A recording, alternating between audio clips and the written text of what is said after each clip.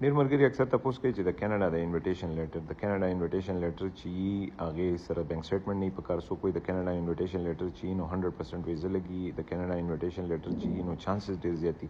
دا خبرې چې دي دا په مارکیټ کې هغه کسان کوي هغه تاسو په ذهن کې دا خبرې اچولې دي زمونږ تاسو ته د انویټیشن لیټر حقیقت وایم زه په خپل باندې کینیډین سټیزن یم خو چې چرته هم یو انویټیشن لیټر د چا په نوم باندې استعمال شي نو په هغې باندې ویزا الو لګي چې یو سړی ستا ورور وي د ترور زوی دی د تره زوی دی خو چې د هغه خپل پرسنل بینک سټیټمنټ د هغه جاب او دام دغی اوس دا نه دی چې ستا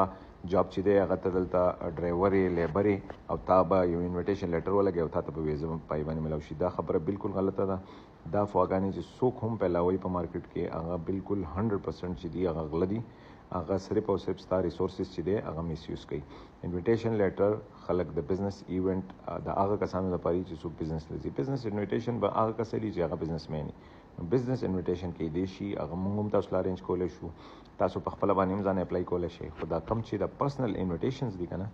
دا لبه چې دا بالکل غلطه ده او ډیر زیات خیال ساتئ الله پوهه